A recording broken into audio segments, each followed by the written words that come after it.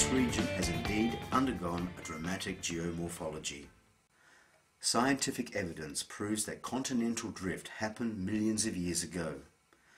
The Earth's crust consisted of a huge single landmass, the supercontinent, Pangaea or Pangaea. Then, around 200 million years ago, Pangaea split in two, creating Laurasia in the northern hemisphere and Gondwana, consisting of South America, Antarctica, India, Africa and Australia, in the southern hemisphere.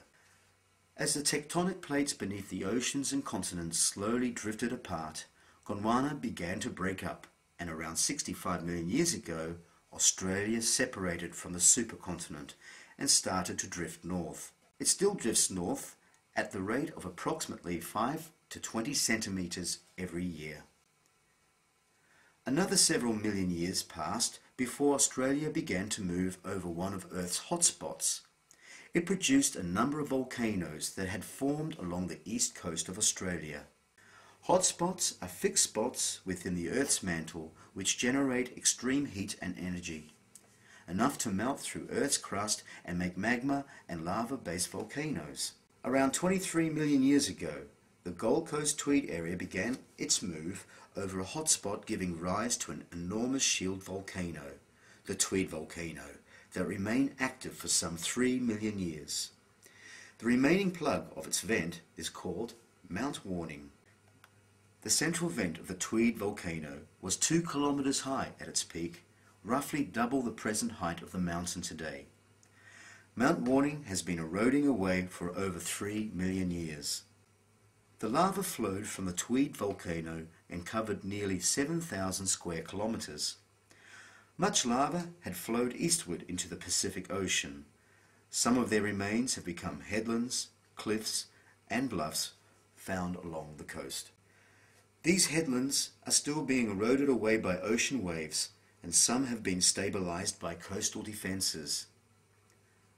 This headland on North Stradbroke Island has been left to erode naturally.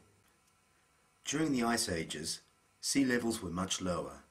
About 10,000 years ago, a lot of sand was exposed and then transported and deposited on the coast.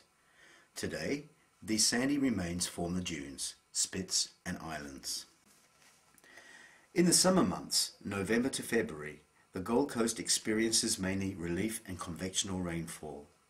As it is situated on the leeward side of the Great Dividing Range, the prevailing wind from the east allows moist air to condense and precipitate as it rises over the mountains.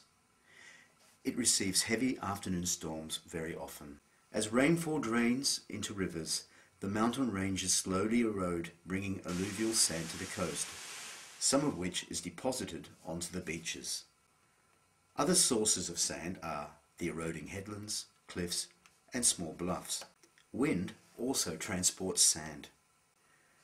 These sands are then carried north in a longshore drift along the coast. This ocean current carries approximately 500,000 cubic meters of sand along the coast each year to form the beaches. However, this sand is often washed away by storms and cyclones. Sand is very important to the Gold Coast and Sunshine Coast. Beaches are probably the biggest attraction to tourists. Sand is a resource and people use it. There are also other resources that attract tourists.